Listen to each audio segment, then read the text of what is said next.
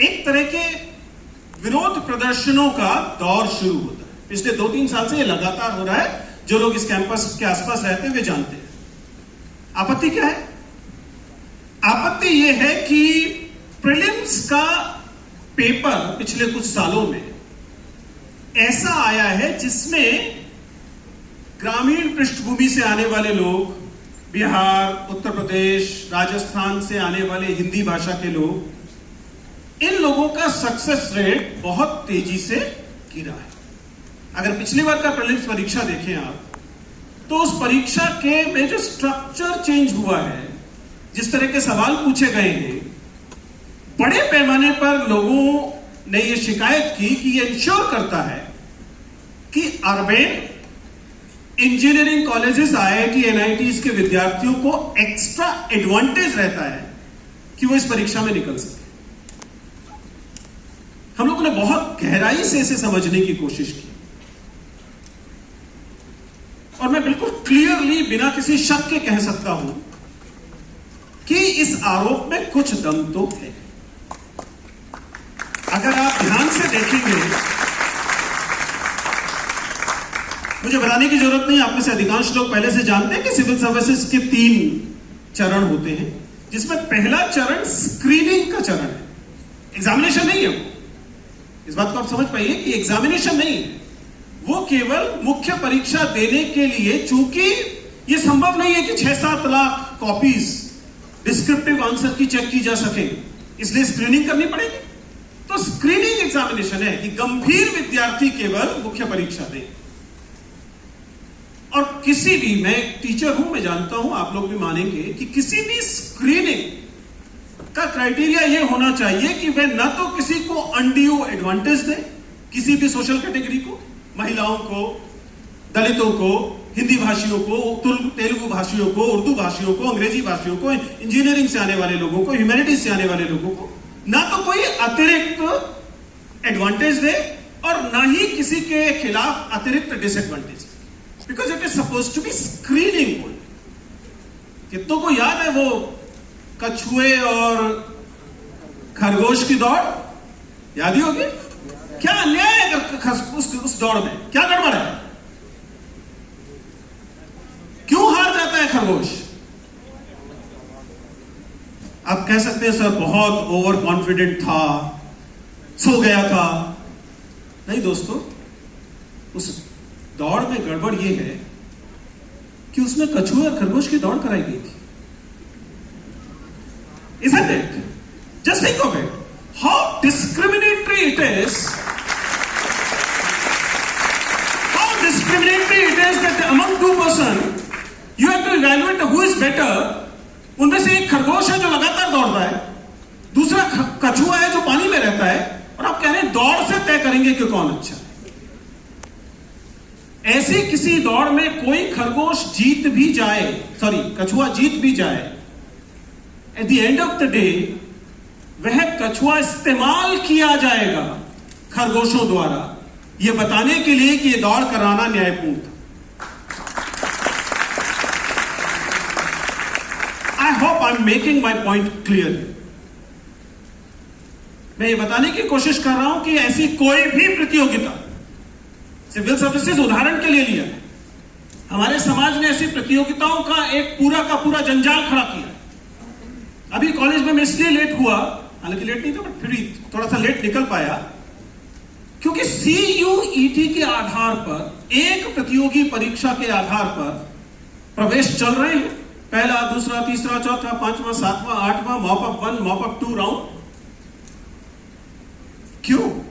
क्योंकि आप प्रतियोगिताओं के आधार पर यह तय करने की कोशिश कर रहे हैं, वे प्रतियोगिताएं जो गैर बराबर है, कि वास्तव में जस्टिस सर्व हो रहा है कि नहीं हो रहा है। My concern again is the same.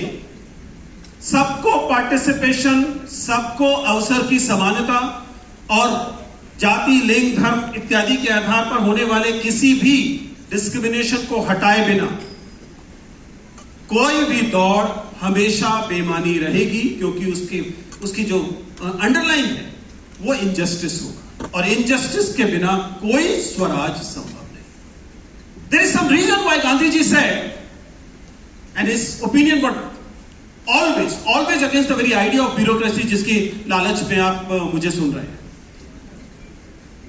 उन्होंने लगातार कहा कि मिनिमम गवर्नेंस होनी चाहिए, बट नॉट ये नारे वाली नहीं, जो आजकल का नारा है वो वाली नहीं, लेकिन उन्होंने कहा कि राज्य का हस्तक्षेप न्यूनतम होगा, तब आप ग्राम स्वराज और स्वराज को हासिल करें।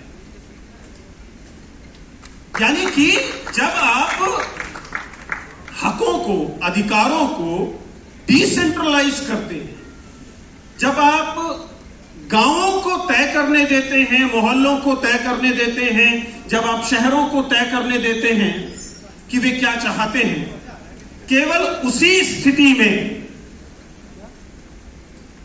राज्य का कोई मतलब है, वरना राज्य जो है वह न्यूनतम हस्तक्षेप की चीज होना चाहिए। सोसाइटी सेल्फ गवर्निंग होनी चाहिए। मैं एकदम समझ सकता हूं कि 2023 में गांधी जी के विचार कई बार आपको, मुझे भी, बहुत सीधे एप्लीकेबल या स्वीकार्य न भी दिखाई दे, लेकिन कम से कम उस एसेंस को तो समझ ही सकते हैं। जो एसेंस ये कहता है कि अगर आप किसी जाति, धर्म, लैंगिकता इत्यादि अलग अलग सोशल कैटेगरीज से हैं, तो आपकी कैटेगरीज के आधार पर आप किस श्रेणी से आते हैं, आप अमीर हैं, गरीब हैं, अगड़े हैं, पिछड़े हैं, आप हिंदू हैं, मुसलमान हैं, आप किस कैटेगरी से आते हैं, इसके आधार पर तय नहीं होना चाहिए कि आपको भागीदारी मिलेगी या नहीं मिलेगी। और ये हो रहा है या नहीं हो रहा देखने का बहुत आसान सा तरीका है। आपकी आबादी में जिस कैटेगरी के जितनी आबादी है, अगर डिसीजन मेकिंग में वह प्रतिनिधित्व दिखाई दे रहा है, तो आप मान सकते हैं कि आपके स्ट्रक्चर्स जस्ट न्यायपूर्ण थे। अगर देश की आबादी में किसी समूह की कुल आबादी का वह 5% है और डिसीजन मेकिंग में, स्पोर्ट्स में, जॉब्स में, पॉलिटिकल ब्यूरोक्रेसी में वह 5% दिखाई दे रहे हैं, तो आप मान सकते हैं कि स्ट्रक्चर ने ठीक ठाक काम किया और you got proportionate representation. This is what Ambedkar demanded.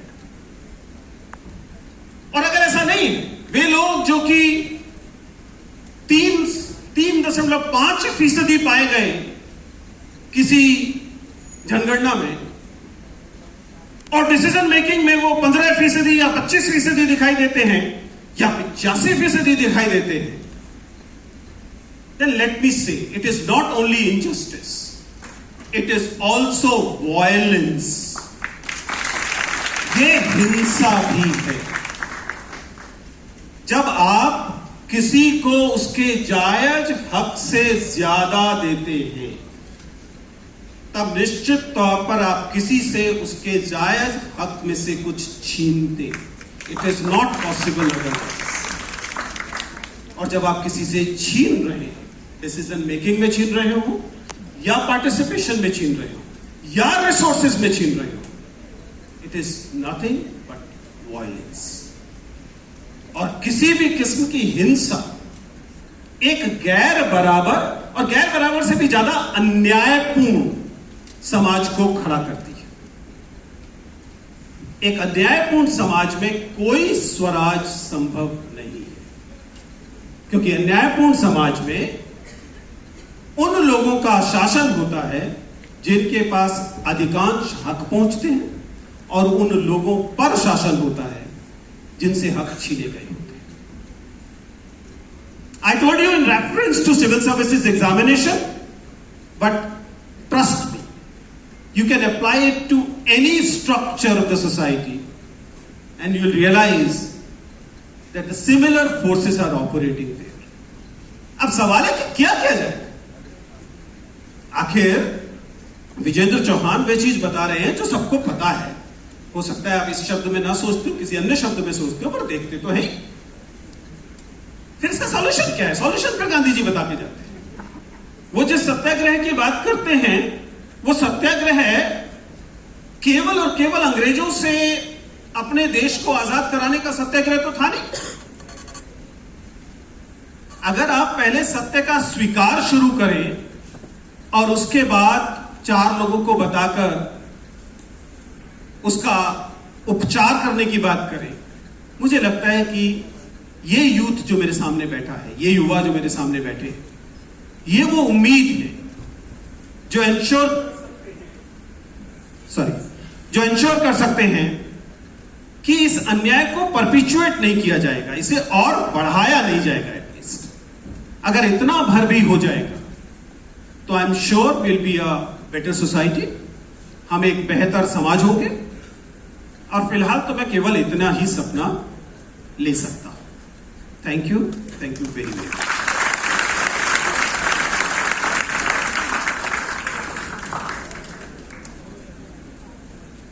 मैं खुद पूछूं?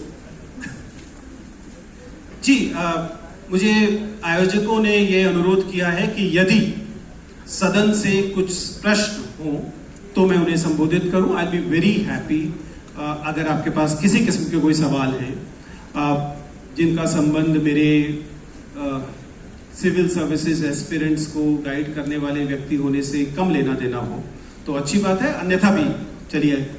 जी प्लीज।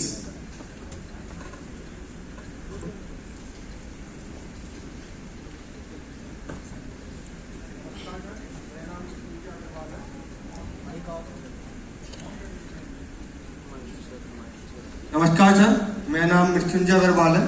मुझे आपसे एक प्रश्न है, what are the challenges which are UPSC aspirant faces during interview and how to overcome it?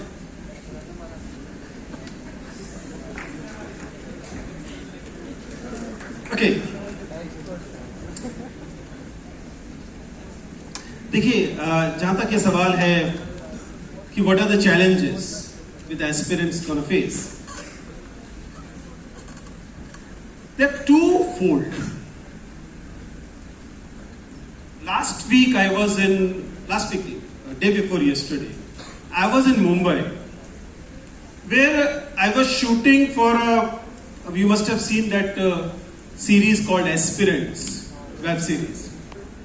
I was requested to be a guest on the sets, and I had this conversation with the director of that series, a long one. I wanted to ask, and we were able to have discussion on the life of the aspirants in Delhi, especially Karol Bagh and Mukherjee Nagar, जिसके बारे में कुछ जानकारी मेरे पास otherwise भी है क्योंकि I am in the thick of the things. और उनके बेसिक चुनौतियां 2 तरह की।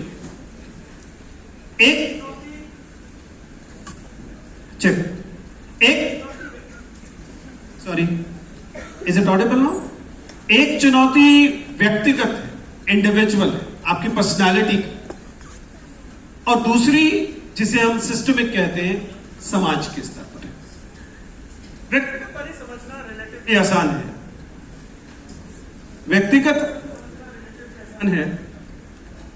कुल मिलाकर ये बीच में आवाज जा रही है तो कोशिश करता हूं।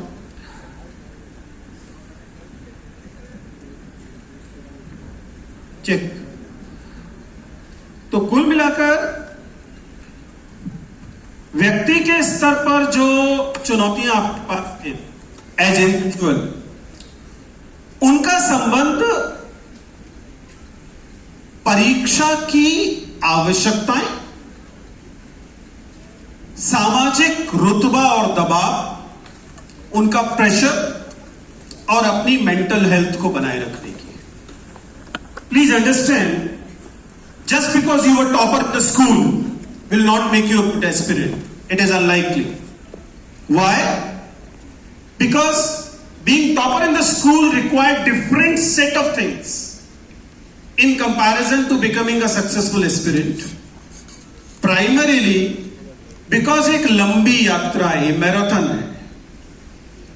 मैराथन में जिन चीजों की जरूरत पड़ती है, एंड्योरेंस की, कंसिस्टेंसी की, ये आपकी इंडिविजुअल मांग है जिन्हें आपको देखना पड़ता है। तो मेरे हिसाब से पहली चुनौतियां इसलिए बने चूंकि इनका स्ट्रेस ज्यादा होता है, इसलिए आपकी मेंटल हेल्थ पर इसका प्रभाव पड़ रहा होता है और आपको लगातार ये परीक्षा एक गिल्ट में डालती है। बड़ी रोचक बात है, आप मुखर्जी नगर की मार्केट के सामने से गुजरिए और आपको चाय पीते हुए लोग, थोड़ा सा मुस्कुराते हुए लोग, थोड़ी हंसी ठट्टा इश्क करते हुए लोग दिखाई देंगे, लेकिन उनके चेहरे पर ऐसा करने के लिए गिल्ट लगातार लगा रहता है। आई होप आप समझ पा रहे हैं कि अगर किसी व्यक्ति ने आधे घंटे का ब्रेक लिया है और आधे घंटे का ब्रेक खींच के 40 मिनट का हो गया, तो वो बेचारा अपराध बोध में मरा जा रहा है कि मैं यहां बैठा हूं, देखो बाकी लोग तो पढ़ रहे होंगे, which is true in the sense कि वाकई पढ़ रहे होंगे, लेकिन मनुष्य को इन छोटे छोटे प्लेजर्स के लिए गिल्ट हो, ये कोई बहुत सुखद चीज तो है। इसका आपके मानसिक स्वास्थ्य पर बहुत गहरा प्रभाव पड़ता है। These are on the personal front, but what I am addressing today is more to do with the systemic things. Challenges are systemic also. You need to understand that no individual is alike. आप अपने साथ privileges और deprivations दोनों लेकर आते हैं। आप कौन से परिवार से आते हैं, आपकी जाति क्या है, आपका धर्म क्या है, आप कौन से क्षेत्र से आते हैं, आपका माध्यम क्या है, आपके माता पिता की आर्थिक स्थिति क्या है, ये सारी चीजें आपके साथ या तो कुछ privileges लाती हैं या कुछ deprivations लाती है। And you have this unique set of deprivations and privileges, which is not comparable with any other candidate. But at the end of the day, what will be compared? Scores. और वो scores in privileges और deprivations का function होते हैं। जो लोग mathematics जानते हैं समझ सकते हैं, functions होते हैं, ये इन्हीं से तय हो रहे होते हैं और बाद में आप मान लेते हैं कि आपकी व्यक्तिगत सफलता या असफलता है। मैं बार बार वो केस लेता हूं, अक्षत जैन आप लोगों को याद है, AIF2, the same guy proposed to the glass of water, right? IRS, Revenue Service Officer, mother. Police Service Officer, IPS, father. Studied from IIT Guwahati, B Design. Best school possible in Jaipur. If you look at Akshat Jain, for me as an interviewer, Akshat Jain is a bunch of privileges, nothing else. He's a wonderful person, but he's a bunch of privileges only. Right? And comparing it with somebody who's, for example, is bunch of deprivations by the same examination, that is the stress you have to handle in a systemic manner. You cannot disown your privileges, you cannot disown your deprivation, but still you have to be in that race where you see there are many who are starting the race long ahead, but at the same time also the guilt that there are many who are starting the race long behind in the same race. That is another challenge you have to overcome. Apart from obviously the technical challenges, क्या पढ़ें, कब से पढ़ना शुरू करें, study material कहां से arrange करें, that stands. Thank you.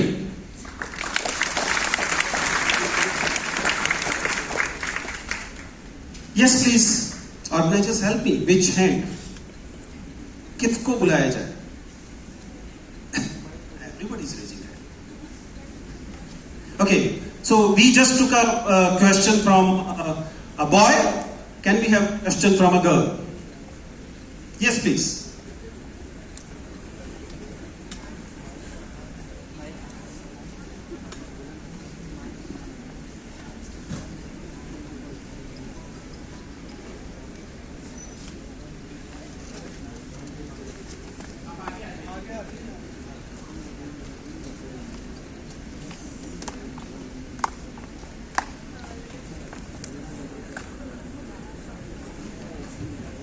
Good afternoon, sir. Myself Manakshi from Rand House. So I am confused with the question that you said. You gave an example of the story about a tortoise and rabbit. So in that you told that injustice going on and about that violence is going on. So which means the Swaraj is non-existent today. And you also said that if we all will do changes, then it will be restored. What if we will not do like that? So is there any another option like that? Will the Swaraj will be restored or not? And its importance, what is the importance of the Swaraj in today's life. Thank you, Meenakshi. Yes, you're right. In a sense that Swaraj is basically an utopia, right? Swaraj अंततः एक utopia है.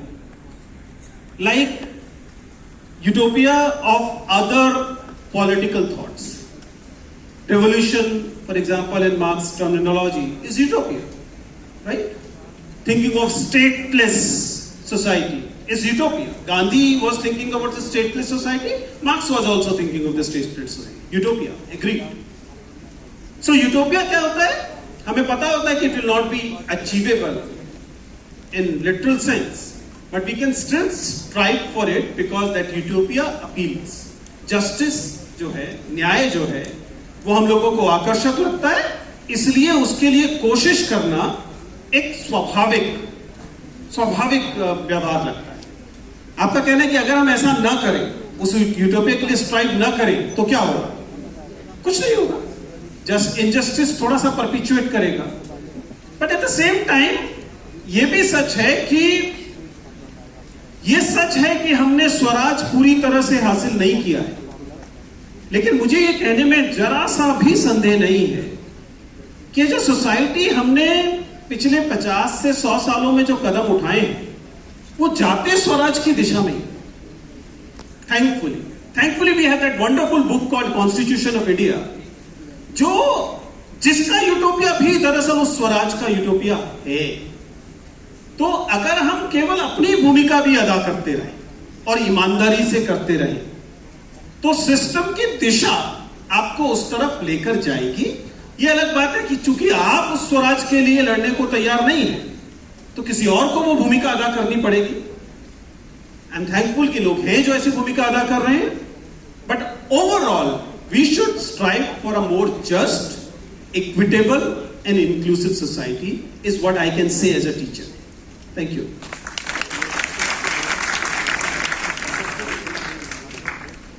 Do we need to take another question? Okay, so we have a boy, we have a girl. Do we have anybody from third gender? No. I would have preferred, but otherwise, anybody who wanna ask question other than Hindi and English? I mean, let's try to be inclusive. That's what I'm saying. Okay, your call. Good afternoon, sir. I am Akshat Garg. So my question is that we talked a lot about Gandhiji. So if a person is joining the civil services at a very young age, so what are some most important idols of Gandhiji that he should or she should imbibe in his whole career? So that is my question. Thank you. See, I'll say two things. दो चीजें मैं चाहूंगा कि अगर आप एक नए bureaucrat हैं तो उन पर ध्यान दे सकते हैं. पहली चीज जिसे हम सिस्टमिक वायलेंस कहते हैं, व्यवस्थागत हिंसा जो है, अगर हम उससे मुक्ति पा सके तो बहुत जरूरी है, बहुत अच्छा रहेगा. दूसरा, डिसेंट्रलाइजेशन. जब आप फैसले कर रहे होंगे तब आपको यह ध्यान रखना होगा, वो गांधी जी का मंत्र, द लास्ट पर्सन, क्या वो हम अंतिम व्यक्ति के हित में फैसले ले रहे हैं या नहीं, और वो फैसले लेने में वह व्यक्ति और उसके आसपास की व्यवस्था शामिल है या नहीं. I know these are ideas, these are theoretical things, abstract things, but trust me, beyond a point it works. क्योंकि ये जो शुरुआती वाला है ना, एकदम रॉबिन हुड वाला, हम सेलेक्ट हुए और वहां से मसूरी से निकले और उसके बाद हमें गाड़ी मिली और हम खट चलो 4 लोगों को गाली दो, 4 लोगों को बुरा बोलो, ये अच्छा ऑफिसर होना नहीं. ये तो दरअसल इन्फ्लुएंसर होना है. एक अच्छा सा इंस्टाग्राम का चैनल शुरू कीजिए और उस पे जाइए, दिखाइए कि आप बहुत अच्छे हैं. Actual bureaucrat are supposed to be anonymous. ठीक है ना? और वो तभी होगा जब आप उन प्रिंसिपल्स में, उन सिद्धांतों में आपकी थोड़ा सा आपकी निष्ठा होगी, जिनसे एक सिस्टम ईमानदार बनता है और न्यायपूर्ण बनता है. बाकी तो अदरवाइज व्यवस्था बनी तो परपिचुएट करने के लिए है इनजस्टिस को. Thank you.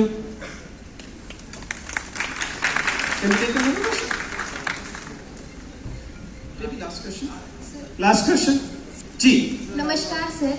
सर, मेरा ये सवाल है कि आपने कुछ समय पहले कछुए की और खरगोश की उस रेस पर एक बात बोली थी कि वह रेस अनुचित थी. तो क्या आप ये कहना चाहते हैं कि हर एंट्रेंस एग्जाम में सेम चीज़ में एंट्री लेने के लिए, सेम चीज़ करने के लिए हर कैटेगरी का अलग एग्जामिनेशन होना चाहिए? Well, that is a very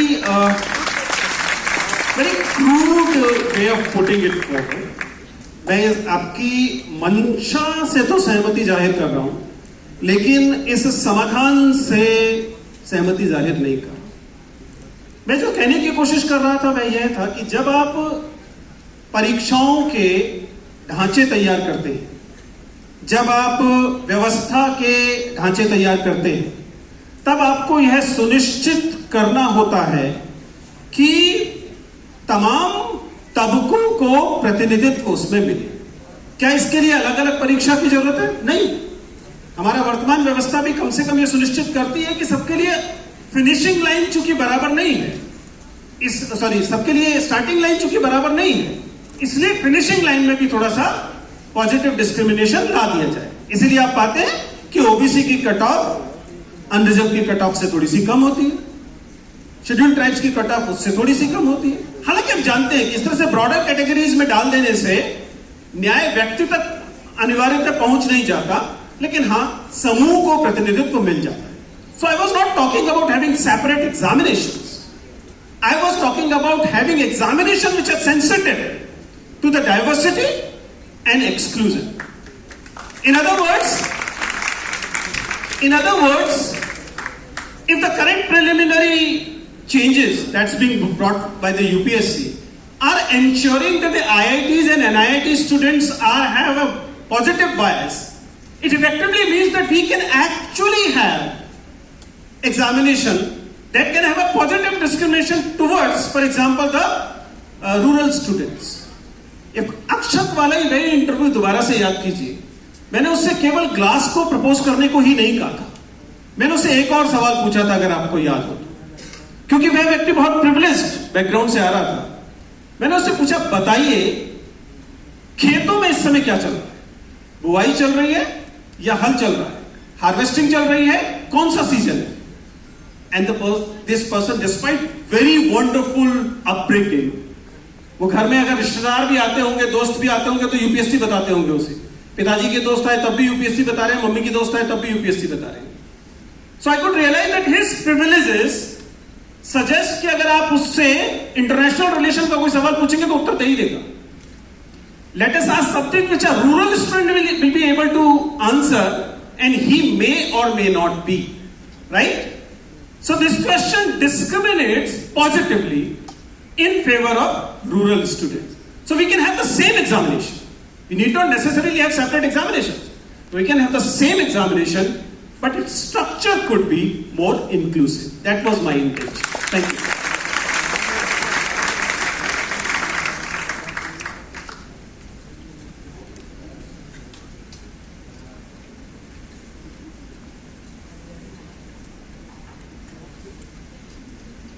Thank you, sir, for enlightening our audience.